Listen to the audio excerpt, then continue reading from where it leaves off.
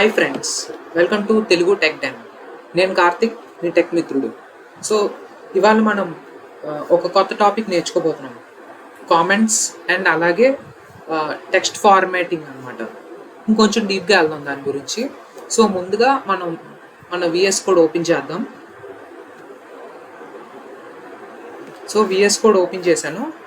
So ఒక కొత్త file అనేది నేను క్రియేట్ చేస్తాను. Ctrl+N and Ctrl+S for save. Comments HTML, save the file. Comments అనే ఒక HTML ఫైల్ అనేది నేను క్రియేట్ చేశాను. సో ఇప్పుడు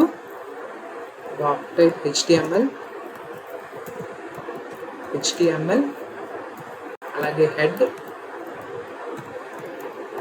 అలాగే title, HTML page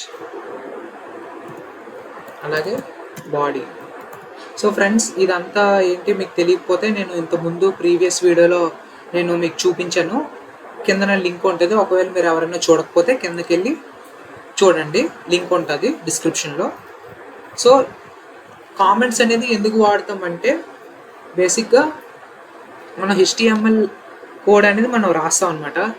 in real వరల్డ్లో ఏంటంటే ప్రాజెక్ట్ డెవలప్ చేసినప్పుడు some hundreds of lines of code అనేది మనం రాస్తాం. సో ఏదేంటి అనేది మనం చెప్పడానికి కామెంట్స్ వాడతాం. అంటే ఏం లేదంటే ఒక రఫ్ వర్క్ అనమాట. అంటే ఈ పేజ్ దేని గురించి, ఈ ఇంప్లిమెంటేషన్ దేని గురించి అని చెప్పడానికి మనం కామెంట్స్ అనేవి మనం వాడుతూ ఉంటాం అనమాట. సో ఇప్పుడు ఫర్ ఎగ్జాంపుల్ ఇప్పుడు నేను ఇక్కడ రాస్తాను చూడండి, H1 తెలుగు టెక్ డెన్ అలాగే పారాగ్రాఫ్. సో ఫ్రెండ్స్, ఇది నేను ఒక పారాగ్రాఫ్ తీసాను. ఇప్పుడు నేను పేస్ట్ చేస్తాను.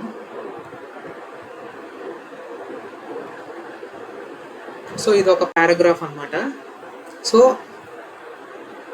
ఈ పేజ్ దేని గురించి కామెంట్స్ మనం రాయాలనుకుంటే ఇక్కడ మనం లెస్ దాన్ సింబల్ అలాగే ఎక్స్క్లమేటరీ మార్క్ అలాగే 2 హైఫన్లు చూసారా, ఈ విధంగా కామెంట్స్ పెట్టాలి. ఆటోమేటిక్గా ఇది వచ్చింది. సో ఇక్కడ కర్సర్ పెట్టని చూసారా, అక్కడ మనం రాయాలి this page is about comments. అంటే ఈ పేజ్లో నేను కామెంట్స్ గురించి చెప్తున్నాను. ఇక్కడ నేను రఫ్ వర్క్ రాసుకున్నాను అనమాట.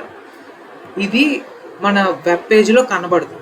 ఇది ఏంటంటే మన ఇంప్లిమెంటేషన్లో ఇది మనం వాడుకుంటాం అనమాట. అది కామెంట్స్ వల్ల యూస్. ఓకేనా? సో ఇప్పుడు మనం ఒకసారి దీన్ని రన్ చేద్దాం. చూడండి, మీకు ఆ కామెంట్స్లో రాసింది ఎక్కడ ఇక్కడ మీకు డిస్ప్లే అవ్వలేదు చూసారా. కామెంట్స్ అనేది మనం రఫ్ వర్క్కి వాడుతాం అనమాట. ఇది గుర్తుపెట్టుకోండి. అంటే ఒక డాక్యుమెంట్ లాగా మనం నీట్గా ఒక దగ్గర పెట్టుకుంటాం అనమాట. అది కామెంట్స్ వల్ల యూస్. ఓకేనా? అండ్ ఇప్పుడు నేను ఫార్మాటింగ్ ఎలిమెంట్స్ గురించి మాట్లాడుతున్నాను. HTML formatting elements. Formatting elements అంటే ఏం లేదు, అదేంటంటే ఇప్పుడు టెక్స్ట్ అనేది మనం డిస్ప్లే చేస్తాం కదా, కొన్ని స్పెషల్ టైప్ ఆఫ్ టెక్స్ట్స్ అనేవి ఉంటాయి. నేను మనం చూసినట్టు బోల్డ్ టెక్స్ట్ అని, ఇటాలిక్ టెక్స్ట్ అని మనం ఇలాంటివి పెడుతూ ఉంటాం కదా. సో వాటిని మనం ఫార్మాటింగ్ ఎలిమెంట్స్ అంటాం వాటిని. సో ఇప్పుడు నేను మీకు ఒకసారి చూపిస్తాను. ఒక కొత్త ఫైల్ అనేది నేను క్రియేట్ చేస్తున్నాను. So formatting elements HTML page. ఓకేనా? Type HTML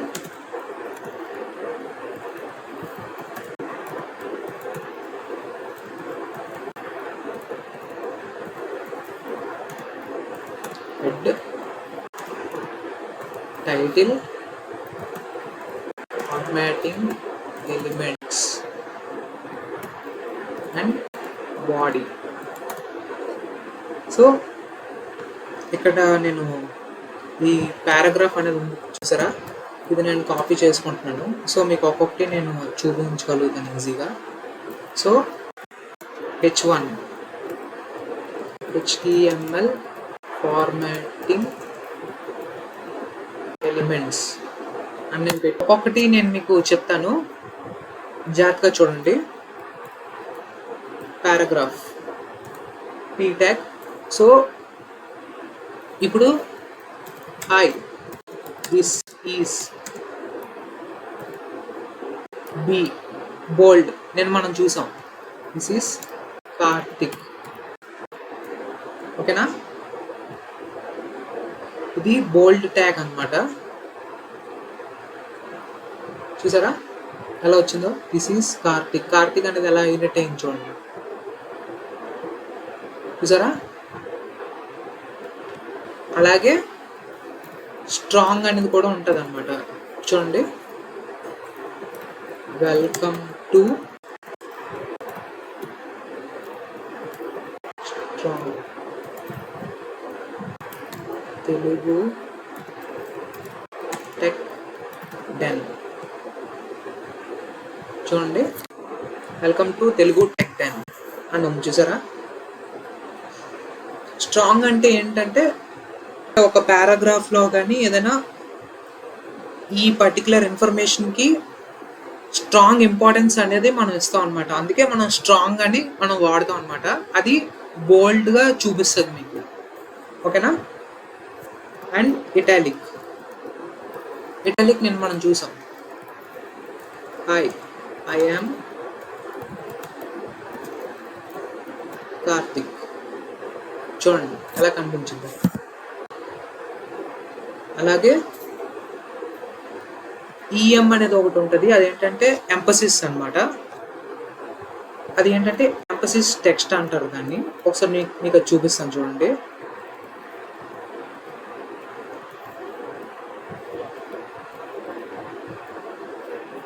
EM, this is emphasized.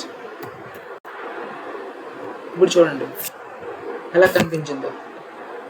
అలాగే స్మాల్ అనేది కూడా ఇంకోటి ఉంటుంది, అదేంటంటే స్మాలర్ టెక్స్ట్ని చూపించడానికి అనమాట. ఇప్పుడు ఫర్ ఎగ్జాంపుల్ ఇప్పుడు నేను ఒకటి రాస్తాను, సబ్స్క్రైబ్ టు మై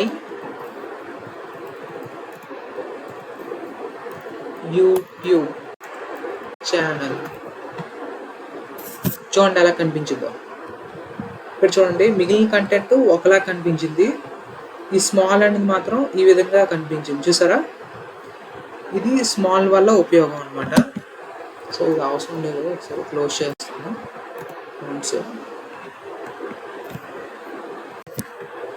సో అలాగే ఇంకోటి కూడా ఉన్నది ఫ్రెండ్స్, అదేంటంటే mark.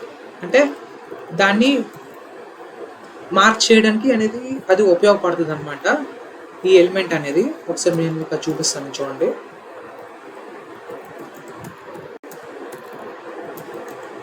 This is HTML tutorial. చూడండి, మార్క్ అనేది నేను ఇక్కడ వాడుతున్నాను. ఈ మధ్యలోనే మనం కంటెంట్ అనేది డిస్ప్లే చేయాలి, లేదంటే అది వర్కౌట్ అవుతుంది. ఇక్కడ రాసినంటే అది వర్కౌట్ అవుతుంది. కావాలని చూడండి. చూసారా?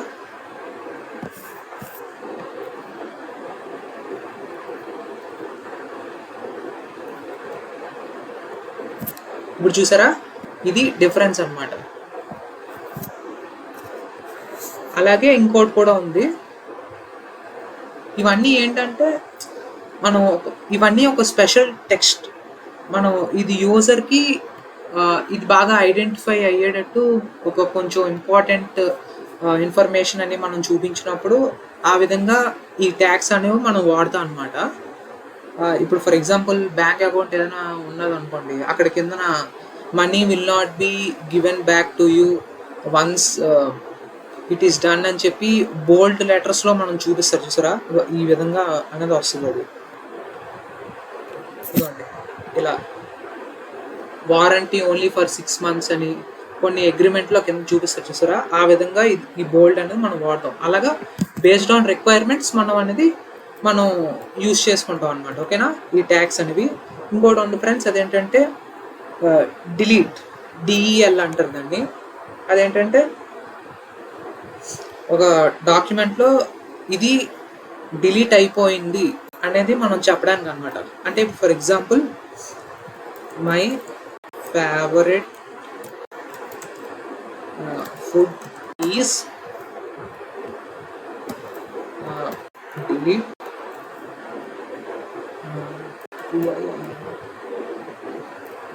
బిర్యానీ అని ఉందనుకోండి,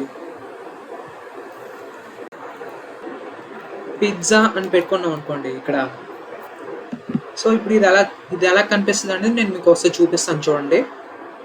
చూసారా, ఈ బిర్యానీ అనేది డిలీట్ అయిపోయింది, పిజ్జా అనేది ఉంది. చూసారా, అది దీనివల్ల యూజ్ ఫ్రెండ్స్. సో అలాగే ఇంకోటి కూడా ఉంది, అదేంటంటే ఇన్సర్ట్ అనేది కూడా ఇంకోటి ఉంటుంది. నేను మీకు అది కూడా చూపిస్తాను. పి ఇక్కడ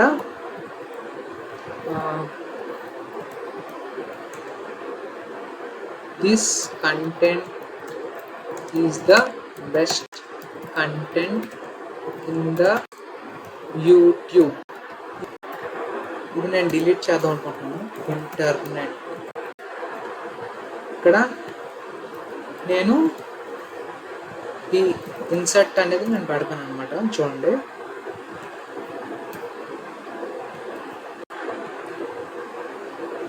చూసారా, ఇది ఇన్సర్ట్ వల్ల యూజ్.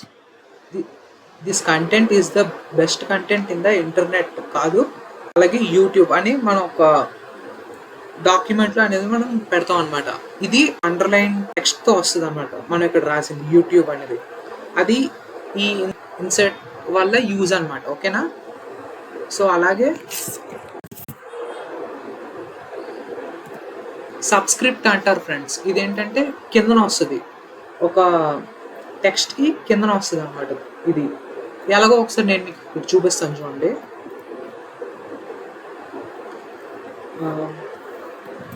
దిస్ ఈజ్ ద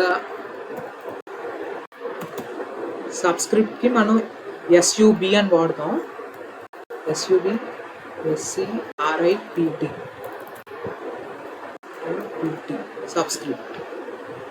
ఇప్పుడు చూసారా కిందకు వచ్చింది అన్న. దీనివల్ల యూజ్ ఏంటంటే ఇప్పుడు మనం కొన్ని టెక్స్ట్ అనేది మనం డిస్ప్లే చేయాల్సి ఉంటుంది. ఇప్పుడు ఫర్ ఎగ్జాంపుల్ నేను మీకు చూపిస్తాను చూడండి. ద కెమికల్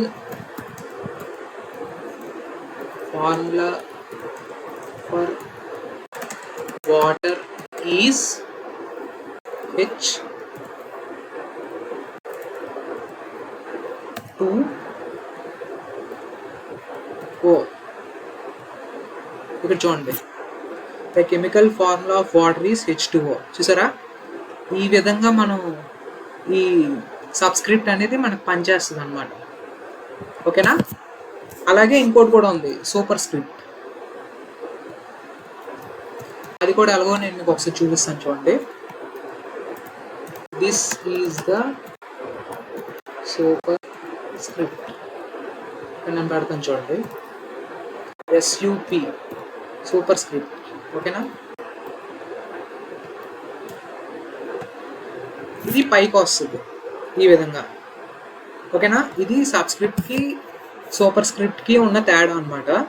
సో ఇదంతా ఏంటంటే మన content based on the requirement అనేది మనం డిజైన్ చేసుకుంటాం అనమాట. ఇది బోల్డ్గా ఉండాలా, లేదా ఇలా డిలీట్ అయిపోయి ఈ విధంగా చూపించాలా, లేదా దీని బదులు ఇన్సర్ట్ ఈ విధంగా ఇదే కరెక్ట్ అన్నట్టు చూపించాలి, లేదంటే సూపర్ స్క్రిప్ట్ ఇలా కెమికల్ ఫార్ములా దీన్ని వాడడానికి ఈ విధంగా, లేదంటే పైకి ఈ స్క్రిప్ట్ రావాలి సూపర్ స్క్రిప్ట్ వాడదాం. ఇలాగ బేస్డ్ ఆన్ ద రిక్వైర్మెంట్ మనం ఇవి వాడతాం అనమాట. ఓకేనా. సో ఫ్రెండ్స్, ఈరోజు వీడియోలో ఏమైనా మీకు డౌట్ ఉంటే కింద నా కామెంట్ రూపంలో తెలియజేయండి. అలాగే ఈ ఛానల్ నచ్చితే మీకు సబ్స్క్రైబ్ చేసుకోండి, లైక్ చేయండి, అలాగే మీ ఫ్రెండ్స్ అండ్ ఫ్యామిలీ మెంబర్స్ కూడా షేర్ చేయండి. Thank you so much.